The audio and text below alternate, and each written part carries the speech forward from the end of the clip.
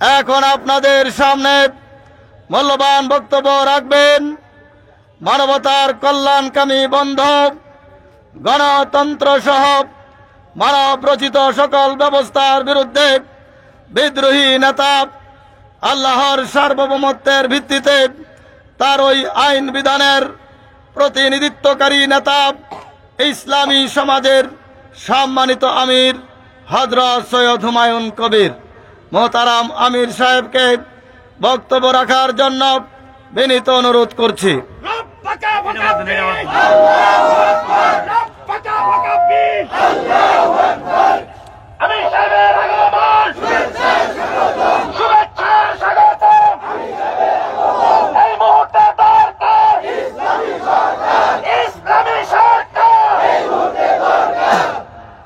আসসালামু আলাইকুম ওয়া রাহমাতুল্লাহ। শুরুতে আমরা মহান রব, সার্বভৌম ক্ষমতার একমাত্র মালিক, বিশ্বজগতের সৃষ্টিকর্তা আল্লাহ তাআলার শুকরিয়া আদায় করি। সকলে বলি আলহামদুলিল্লাহ। রাসূল করিমের উপর সংক্ষিপ্ত ভাবে দুরূদ পাঠ করি, সাল্লাল্লাহু আলাইহি ওয়াসাল্লাম। কল্যাণ ও শান্তি বর্ষিত হোক আল্লাহর রাসূল হযরত মুহাম্মদ সাল্লাল্লাহু আলাইহি ওয়াসাল্লামের সকল অনুসারীদের উপর। উপস্থিত অনুপস্থিত দেশবাসী, বিশ্ববাসী, ভাই বোনেরা, জাহিলিয়াত ত্যাগ করে আল্লাহর দেওয়া কল্যাণকর পরিপূর্ণ একমাত্র জীবন ব্যবস্থা ইসলাম গ্রহণ করে ইসলামের ভিত্তিতে ব্যক্তি জীবন, পারিবারিক জীবন, সামাজিক জীবন, রাষ্ট্রীয় জীবন, গোটা জীবন গঠন এবং পরিচালনার মাধ্যমে দুনিয়ার জীবনে কল্যাণ শান্তি লাভ করুক এবং আখিরাতের জীবনে জাহান্নামের কঠিন শাস্তি থেকে রক্ষা পেয়ে চিরসুখের স্থান জান্নাত লাভ করুক। এই লোকে আল্লাহ সকলকে কবুল করুক, বলেন আমিন। সম্মানিত ইসলামী সমাজের বিভিন্ন পর্যায়ের দায়িত্বশীল বন্ধুগণ এবং সদস্য মুজাহিদ ভাইয়েরা, রাজধানী ঢাকা সহ দেশবাসী, কুমিল্লা মহানগরের সকল সম্মানিত বন্ধুরা এবং প্রশাসনের সাথে সম্পৃক্ত দায়িত্বশীল বন্ধুগণ, সাংবাদিক বন্ধুগণ এবং বিভিন্ন শ্রেণী পেশায় নিয়োজিত সচেতন বন্ধুরা, অনুপস্থিত দেশবাসী, বিশ্ববাসী, ভাই বোনেরা, আপনাদের সকলের দৃষ্টি আকর্ষণ করে বলছি, মানুষের জীবনের বহু রকমের সমস্যা অতীত ছিল, আজকে আছে। তবে মূল সমস্যা কি? সেই মূল সমস্যা যদি আমরা না জানি, না বুঝি, এই মূল সমস্যার যদি সমাধান না করি, তাহলে কোনো সমস্যারই সমাধান হবে না। তাই আমি আজকের 3 দিনব্যাপী গণজাগরণ যাত্রা কর্মসূচির শুরুতেই দেশবাসী, বিশ্ববাসী সকলের উদ্দেশ্যে বলে দিতে চাই, মানুষের জীবনের মূল সমস্যা হচ্ছে মানুষের সার্বভৌমত্ব, আইন বিধান, কর্তৃত্ব। মানুষ সমাজবদ্ধ জীব, মানুষের প্রয়োজনে সমাজ এবং রাষ্ট্র, সমাজ এবং রাষ্ট্র গঠন ও পরিচালনা করার জন্য প্রয়োজন আইন বিধান, আর এই আইন বিধানের জন্য প্রয়োজন সার্বভৌম মালিকের। সার্বভৌম মালিক তিনি তার সার্বভৌমত্বের বলে আইন দিবেন, শাসন করবেন, কর্তৃত্ব করবেন। সমাজ এবং রাষ্ট্রের ক্ষেত্রে সার্বভৌমত্ব হচ্ছে সমাজ এবং রাষ্ট্রের মালিকানা এবং সমাজ রাষ্ট্র গঠন ও পরিচালনায় আইন বিধান প্রণয়ন ও প্রয়োগের সর্বোচ্চ ক্ষমতা। আর এই সার্বভৌমত্বের মালিক যিনি, তার আদেশ নিষেধ, ইচ্ছা, অনুমোদনই হচ্ছে আইন। আর এই আইন প্রয়োগের নাম হচ্ছে কর্তৃত্ব। সার্বভৌমত্ব, আইন বিধান, কর্তৃত্ব মানুষের না আল্লাহর? আমাদেরকে জেনে নিতে হবে, বুঝতে হবে, সার্বভৌমত্ব, আইন বিধান, কর্তৃত্ব মানুষের নয়। সমাজ ও রাষ্ট্র সহ জীবনের সকল ক্ষেত্রের জন্য সার্বভৌমত্ব, আইন বিধান ও নিরঙ্কুশ শাসন কর্তৃত্ব একমাত্র আল্লাহর।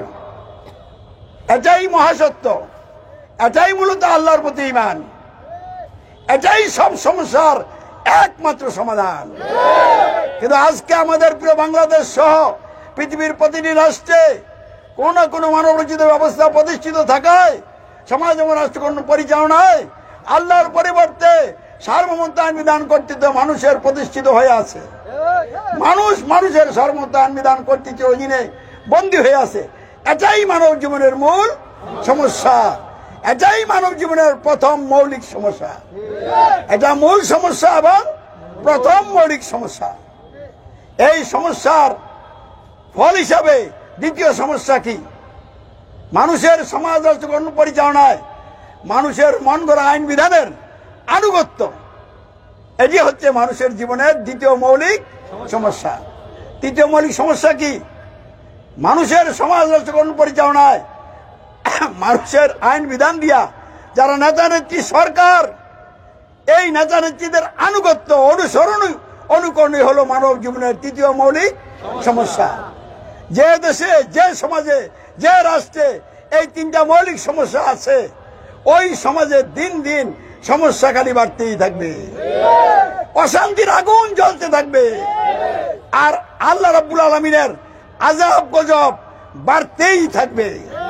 অতিবৃষ্টি, অনাবৃষ্টি, শিলাবৃষ্টি, ঘূর্ণিঝড়, জলোচ্ছ্বাস, ভূমিকম্প, ভূমিধস, দাবানল এবং মানুষের টাকা পয়সা নিয়ে, অর্থ সম্পদ নিয়ে, ক্ষমতা এবং আধিপত্য বিস্তার নিয়ে সংঘাত, সংঘর্ষ, দলাদলি, এসবই আল্লাহ রাব্বুল আলামিনের আযাব এবং গজব। এই আযাব গজব আল্লাহ কেন দেন? ওই মৌলিক তিনটা সমস্যা যখন মানুষ নিমজ্জিত থাকে, মানুষের সমাজ রাষ্ট্র যখন এই মৌলিক তিনটা সমস্যার অধীনে বন্দী থাকে, মানুষ যখন এই মৌলিক তিনটা সমস্যার ভিত্তিতে জীবন যাপন করতে থাকে, তখনই আল্লাহ রাব্বুল আলামিনের বিভিন্ন রকমের আযাব গজব বাড়তেই থাকে, ফলে ক্ষতির মাত্রা বাড়তে থাকে। আর এই তিনটি মৌলিক সমস্যা নিয়ে যারা মৃত্যুবরণ করবে, তাদের কবর হবে জাহান্নামের আগুনের গর্ত। এই তিন সমস্যা নিয়ে যারা মৃত্যুবরণ করবে, হিসাব নিকাশের পর তাদের ঠিকানা হবে চিরদিনের জন্য জাহান্নামের আগুন। কথা কি বুঝতে পারছেন? তাহলে এই তিনটা সমস্যা আমাদের বাংলাদেশে আছে কিনা, সৌদি আরবে আছে কিনা, হিন্দুস্তানে, পাকিস্তানে, আমেরিকা আছে কিনা, পৃথিবীর প্রতিটি রাষ্ট্রে আছে। পৃথিবীর প্রতিটি রাষ্ট্রে এই তিনটা মৌলিক সমস্যা আছে। বাংলাদেশে কিভাবে আছে? বাংলাদেশে মুসলিম, আরো মুসলিম মিলে যে সমাজ রাষ্ট্রকরণ হয়েছে, হিন্দু, বৌদ্ধ, খ্রিস্টান এবং মুসলিম পরিচয় দানকারীদেরকে নিয়ে এই রাষ্ট্রগঠন পরিচালনায় গণতন্ত্র গ্রহণ করা হয়েছে। এই গণতন্ত্র বলছে সমাজ এবং রাষ্ট্রগঠন পরিচালনায় জনগণ সকল ক্ষমতার উৎস, অর্থাৎ সার্বভৌমত্ব জনগণের। আর এই জনগণের ভোটে যারা এমপি হয়, সংসদে বসে, তারা কোরআনের আইন বাদ দিয়ে নিজেরা আইন তৈরি করে, তারা হয়ে গেছে আইনদাতা। আর মন্ত্রী যারা সরকার, তারা হলো শাসনকর্তা। তাহলে গণতন্ত্রের মাধ্যমে সার্বভৌমত্ব জনগণের, আইন বিধান এমপিগণের, শাসন কর্তৃত্ব মন্ত্রীগণের। তাহলে সার্বভৌমত্ব আইন বিধান কর্তৃত্ব বাংলাদেশে আল্লাহর পরিবর্তে প্রতিষ্ঠিত কার বন্ধুরা? তাহলে মূল সমস্যা আছে কিনা? তারপরে দ্বিতীয়, গণতন্ত্রের যে সংবিধান, এটা কি কোরআন এই সংবিধানকে সমর্থন করে? এটা কোরআন বিরোধী সংবিধান। তাহলে এই সংবিধানে আল্লাহর বিধানকে অমান্য করা হয়েছে। আল্লাহর বিধানের বিপরীত ও আইন তৈরি করে মানুষের জীবনে চালিয়ে দেওয়া হয়েছে। এই দেশের অর্থনীতি হলো সুদভিত্তিক অর্থনীতি। এই সুদভিত্তিক অর্থনীতি প্রতিষ্ঠিত হয়ে আছে। তাহলে বাংলাদেশের সংবিধান আল কোরআন বিরোধী সংবিধান। এই আল কোরআন বিরোধী সংবিধানের আনুগত্য স্বীকার করা মানব জীবনের দ্বিতীয় মৌলিক সমস্যা। এই গণতন্ত্রের সংবিধান দিয়ে যারা রাষ্ট্রীয় ক্ষমতায় বসে রাষ্ট্রের নেতৃত্ব দিচ্ছেন, তারা কি কোরআনের আইন দিয়ে নেতৃত্ব দিচ্ছেন? তারা মানুষের বানানো আইন দিয়ে নেতৃত্ব দিচ্ছেন। দেশের মানুষ, জাতির মানুষ অফিস আদালতে, কর্মক্ষেত্রে এই সরকারের আনুগত্য অনুকরণ করছে। তাহলে মানুষের আইনের ধারক বাহক নেতার আনুগত্য অনুকরণ হলো মানব জীবনের তৃতীয় মৌলিক সমস্যা। তাহলে এই বাংলাদেশে তিনটি মৌলিক সমস্যা থাকার কারণে, গণতন্ত্র প্রতিষ্ঠিত থাকার কারণে জাতির মানুষ বিভিন্ন দলে উপদলে বিভক্ত হয়ে সংঘাত এবং সংঘর্ষে লিপ্ত হয়ে জাহান্নামের দিকে যাচ্ছে। যদি এখন ওই গণতন্ত্র ত্যাগ না করা হয়, ইসলামের পথে ফিরে আসা না হয়, তাহলে দেশটা ধ্বংস হয়ে যাবে। এই জন্য কুমিল্লা টাউন হল ময়দান থেকে গণতান্ত্রিক সরকার বর্তমানে যারা ক্ষমতা আছেন আপনাদেরকে উদাত্ত আহ্বান জানাচ্ছি, আর গণতন্ত্রের পথে হাঁটবেন না। মানুষের রচিত ব্যবস্থা ত্যাগ করেন, ইসলাম গ্রহণ করেন এবং ইসলাম দিয়ে রাষ্ট্র গঠন এবং পরিচালনা করেন। আমি আপনাদেরকে ভালোবাসি, মহব্বত করি, আপনাদের কল্যাণ চাই, তাই আপনাদের প্রতি আমার এই আহ্বান। আমাদের আন্দোলন সরকারের বিরুদ্ধে নয়, আমাদের আন্দোলন কোন দল বা ব্যক্তির বিরুদ্ধে নয়, আমাদের আন্দোলন মানব রচিত ব্যবস্থার বিরুদ্ধে, গণতন্ত্রের বিরুদ্ধে। এই গণতন্ত্র মেনে চলার কারণে আল্লাহর সাথে কুফরি এবং শিরক করা হচ্ছে। কুফরি কেমনে? আল্লাহকে রব অমান্য করা হয়েছে। কেমনে অমান্য করছেন? ক্ষমতার মালিক জনগণকে মানছেন, তাহলে আল্লাহকে ক্ষমতার মালিক কি মানা হলো না অমান্য করা হলো? আইনদাতা এমপিদেরকে মানছেন, আল্লাহকে আইনদাতা মানা হলো না অমান্য করা হলো? শাসনকর্তা মন্ত্রীদেরকে মানছেন, আল্লাহকে শাসনকর্তা মানা হলো না অমান্য করা হলো? এই যে অমান্য করা হলো আর নাম কুফর। আর ক্ষমতার মালিক জনগণকে মানছেন, নিজেরাই ক্ষমতার মালিক দাবি করছেন, আইনদাতা শাসনকর্তা মন্ত্রী এমপিদেরকে মানছেন, এটার নাম হলো শিরক। তাহলে বাংলাদেশের মানুষ শিরকে আছে কিনা বলেন? আলেম ওলামা পীর মাশায়েখ যারা এই গণতন্ত্র মেনে নিয়েছেন, আপনারা সকলে মহান রবের সাথে কুফর এবং শিরকে লিপ্ত হয়ে আছেন। এই কুফর এবং শিরক করলে কি হবে? আল্লাহ পবিত্র কোরআনে বলে দিয়েছেন, সকল আমল ধ্বংস এবং ঠিকানা হবে জাহান্নাম। এটা আমার কথা নয়, পবিত্র কোরআনে আল্লাহ বলে দিয়েছেন। আপনারা কোরআন পড়লেই পাবেন। তাহলে গণতন্ত্র কি জান্নাতের পথ না জাহান্নামের পথ? এই গণতন্ত্র কি দুনিয়ার শান্তির পথ না অশান্তির পথ? তাহলে বাংলাদেশে গণতন্ত্র রাখবেন না বিদায় করবেন? ইসলামী সমাজ এই দেশ থেকে গণতন্ত্র বিদায় করে দিয়ে ইসলাম প্রতিষ্ঠার মাধ্যমে সকল ধর্মের লোকদেরকে যার যার ধর্ম শান্তিপূর্ণভাবে পালন করার ব্যবস্থা করে দিয়ে মানুষের জীবনে সুশাসন এবং ন্যায় বিচার প্রতিষ্ঠা করে সকলের অধিকার আদায় এবং সংরক্ষণের মাধ্যমে একটা কল্যাণকর শান্তিপূর্ণ সমাজ এবং রাষ্ট্র গঠনের জন্য রাজপথে নেমেছে। তাই ইসলামী সমাজের সাথে সকলকে সামিল হতে হবে। আল্লাহর প্রতি ইমান হলো আল্লাহ সকল ক্ষমতার মালিক, আইন বিধানদাতা, শাসনকর্তা, মানুষ নয়। এবং আল্লাহর প্রতি ইমানের ফল হলো দাসত্ব আনুগত্য বাসনা একমাত্র আল্লাহর অনুকরণ হয়, এবং এর বাস্তবায়ন হলো শর্তের অনুকরণ একমাত্র হযরত মুহাম্মদ সাল্লাল্লাহু আলাইহি ওয়াসাল্লামের অনুকরণ হয়। কিন্তু এই তিনটা বিষয় কি আজকে গণতন্ত্র মেনে চলার কারণে আছে? তাহলে ইসলামের এই মৌলিক তিনটা বিষয়, আল্লাহর রুবুবিয়তে তাওহীদ, আল্লাহর প্রতি ঈমান, সার্বভৌমত্ব আইন বিধান নিরঙ্কুশ কর্তৃত্ব একমাত্র আল্লাহর, মানুষের নয়, এই বিষয়টি নাই। অর্থাৎ আল্লাহু আকবার নাই। তারপরে দাসত্ব আনুগত্য বাসনা একমাত্র আল্লাহর অনুকরণ হয়, আশহাদু আল্লা ইলাহা ইল্লাল্লাহ এইটাও নাই। তারপরে শর্তহীন আনুগত্য অনুকরণ একমাত্র হযরত মুহাম্মদ সাল্লাল্লাহু আলাইহি ওয়াসাল্লামের অনুকরণ হয়, এই বিষয়টাও নাই। ইসলামের মৌলিক তিনটা বিষয় নাই। আশহাদু আন্না মুহাম্মাদ রাসূলুল্লাহ নাই, আল্লাহু আকবার নাই, আশহাদু আল্লা ইলাহা ইল্লাল্লাহ নাই, আশহাদু আন্না মুহাম্মাদ রাসূলুল্লাহ নাই। কেন নাই পর্যন্ত? গণতন্ত্র মেনে নেওয়ার কারণে। তাহলে এই গণতন্ত্র আমাদের দুনিয়ার জীবনে সৃষ্টি করেছে অশান্তি, দলাদলি, আর আখিরাতের জীবনে নিয়ে যাচ্ছে জাহান্নামে।